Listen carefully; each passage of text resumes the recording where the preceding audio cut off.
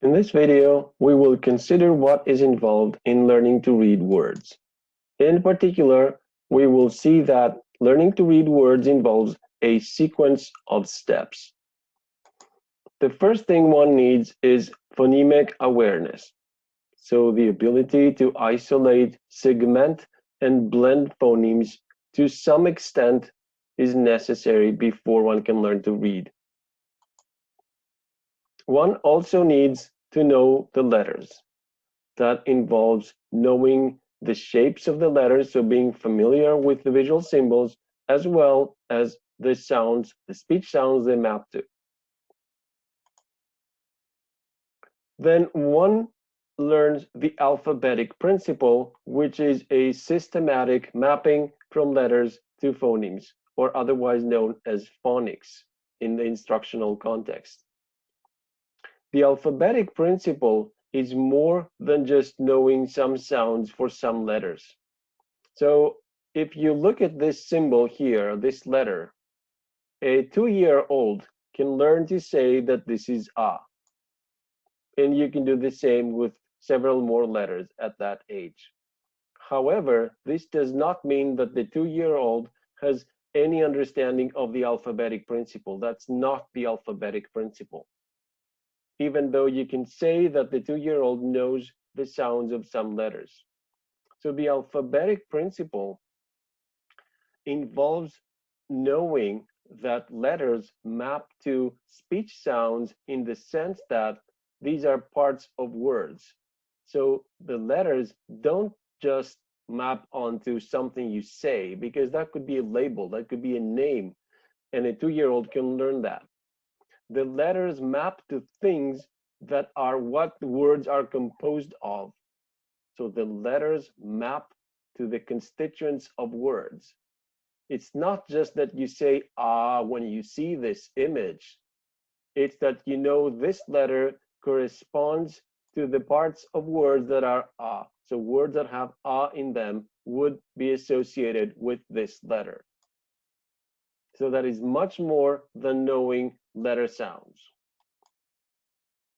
Then you also need to be able to sound out syllables or short words, which means that you can map letters to their phonemes and blend the phonemes into a larger linguistic unit. First, a single syllable, and then larger, so words are composed of multiple syllables.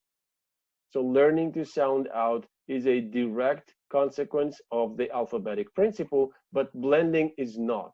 Blending here is an additional requirement that needs to be mastered. And then as one reads by this phonological recoding approach, then one becomes familiarized with larger chunks, as we've said, so larger sequences of letters and whole words, which leads to increasing recoding speed and eventually to reading by sight the most frequently occurring words. So this is the sequence of steps that are necessary for someone to become a word reader. Why is this called a sequence? Well, because the earlier steps are necessary before later ones can develop. So you can't learn to decode before you have phonemic awareness or knowledge of the alphabetic principle. And you can't understand the alphabetic principle before you know the letters and have phonemic awareness, and so on. So earlier steps are necessary. This is very important for teaching children to read, which means you have to teach these things in order and make sure that a previous step is mastered before you can begin to teach a new one. It's also very important for assessment, because if there is a difficulty, you have to find at which step the difficulty begins, because it is at that step that you will then need to start with the remediation, because you need to build these things in order. Now, when we say that earlier steps are necessary, this does not mean that earlier steps need to be complete. In fact, they cannot be complete, because to a large extent, they are learned, they are completely learned after subsequent steps have taken off. However, they need to be mastered to some extent before one can move on, although there is great overlap in how these things develop. For example, it's possible to be able to sound out syllables and whole easy words before one knows all letters. That's completely possible, and it's probably very, very common. However, it's not possible to start to sound out words before you know some letters and understand them in the context of the alphabetic principle.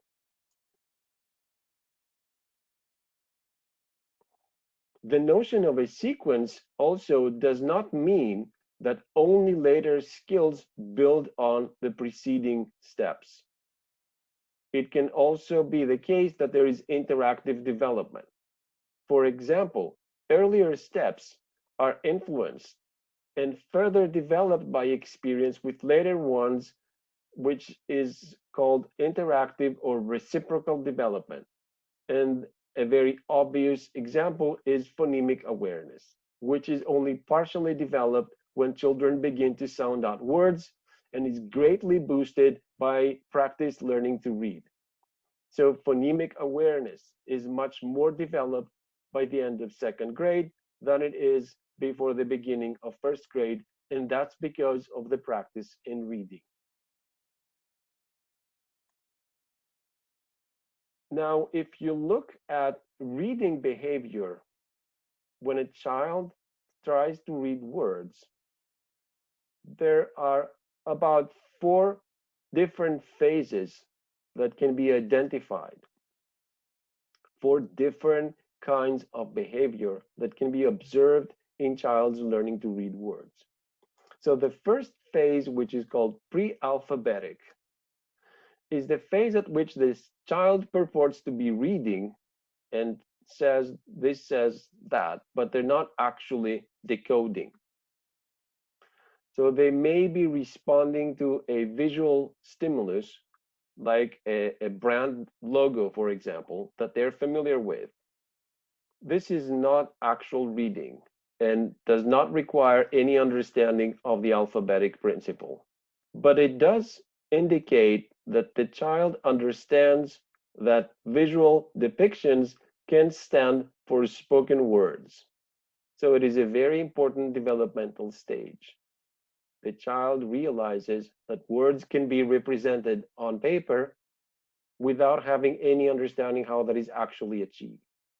The second phase is when some understanding begins to come in and the children know some letter sounds or letter names and can use them to partially decode some words. So the children in the partial alphabetic phase are successfully using at least some letter sounds or letter names indiscriminately, inconsistently, and partially to read some words with some success.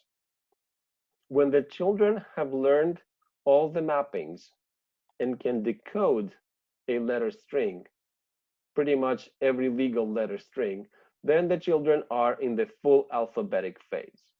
The full alphabetic phase means there is functional use of the alphabetic principle and the child can read any string. Now, this does not mean that the child can read irregular words correctly, like the strange words that aren't read according to the grapheme to phoneme mapping principle. But it does indicate correct use of all the mappings to assemble phonology. In the final phase, which is called consolidated alphabetic phase, the child is now a mature reader who is sensitive to larger units, mappings among larger units, context-dependent graphemes, and also familiar with inconsistencies, and also quite familiar with a large number of common inconsistent words. It's important to realize that these phases are not strictly sequential. Again, it's not the case that one day you stop being partial alphabetic and become full alphabetic. And it's not the case that you can first decode every word before you start learning any sight words. So there is a lot of overlap. It's very likely, in fact, that a child in the full alphabetic phase has enough experience with the very common short words to actually be reading them by sight, even if they're not consistent. So some part of larger unit decoding is already observable when the child is at the full alphabetic phase, but the child will not be said to be in the consolidated alphabetic because they do not demonstrate extensive knowledge of context and larger units and other inconsistencies of the writing system. So again, there is a lot of overlap here, but there is a clear progression in the sense that the kinds of things that the child can do go through this succession of identifiable, observable phases in their behavior. To sum up, learning to read words includes a number of different skills. First of all, developing metalinguistic awareness, in particular at the level of the phoneme. It requires recognition and segmentation of graphemes. So it means that when you see a word, you do not only recognize the letters, but you recognize the letter groups that correspond to phonemes. It includes, of course, mapping these graphemes to their phonemes. It includes learning a range of sight words, so all the frequent letter sequences in your written language. It includes forming increasingly strong connections between word meaning, word spelling, and word pronunciation. And as these connections become increasingly strong, it becomes possible to have interactive processing, which means to be able to activate meaning from speech and meaning from spelling and spelling from meaning and spelling from speech. So you can go through these different representations and be able to read and write and understand the words that you hear and that you read and be able to write what you mean to write. In turn, leading into the development of a mental lexicon at which oral and written language will converge for the advanced reader. So learning to read words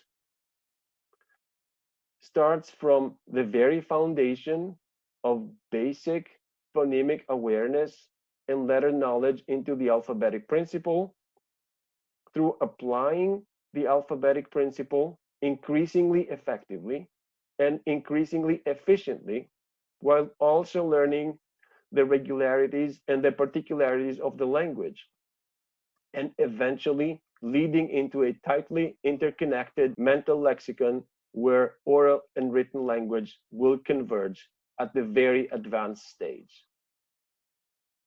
So this is well beyond the beginner readers phases that we just discussed previously. And this concerns the transition to an advanced skilled reader